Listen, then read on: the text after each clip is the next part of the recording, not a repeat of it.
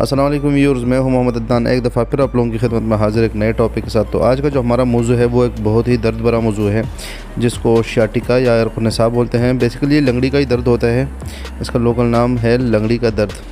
तो जब ये आता है तो ये बंदे को ऐसा नचाता है कि अल्लाह ताला माफ़ी करे। तो बंदा ना सो सकता है, ना लेट सकता है, ना जाग सकता है, और किसी भी काम करने के ना काबिल नहीं रहता।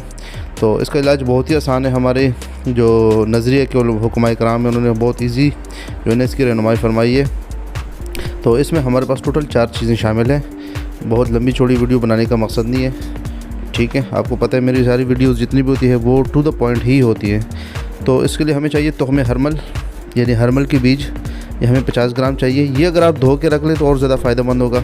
और इसको आपने थोड़ा भून के इस्तेमाल करना है। मैं रिकमेंड करूँगा आप इसको थोड़ा भून के इस्तेमाल करें, ठीक है। साफ़ करके थोड़ा भून के इस्तेमाल करें इसको। इसके बाद हमें चाहिए सूरजजान शीरी। ये आपको इस तरह के फॉर्म में मिलेगा, ठीक है। और ये नरम भी होता है, ज़्यादा सख्त नहीं होता, ग्राइंड करने में आपको बहुत ज़्यादा ईजी रहेंगे, ठीक है। सूरजजान शीरी 50 ग्राम।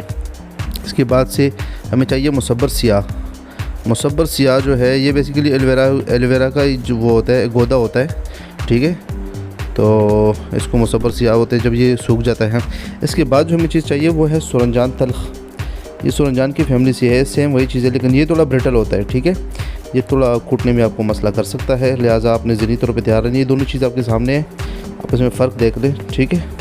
अब आपने करना क्या है, ये चारों चीज़ें अगर आप अलग अलग कूट के रखें तो भी आपके लिए फ़ायदेमंद है, लेकिन अगर आप इसको इकट्ठे करके ग्राइंड करें तो भी आपको जो है ना ये कोई नुकसान पहुँचाएगी, वो तो हमें नहीं हो सकता। ये है हमारे पास इसका पाउडर, हमने इसका पाउडर तैयार कर दिया है। जब भी आपने ऐसी चीज़ जिसमें मग़ज़ियात शामिल हो ना, तो आपने बहुत एहतियात के साथ उसको ग्राइंड करना है। आपने पल्सेस दे के उसको ग्राइंड करना है, ठीक है। पहली तो रिकमेंडेशन ये है कि आप उसको खुद ही कूट लें, लेकिन अगर आप कूट नहीं सकते तो आप इसको पल्सेस करके ग्राइंड करें। ये 500 मिलीग्राम वाली कैप्सूल हैं।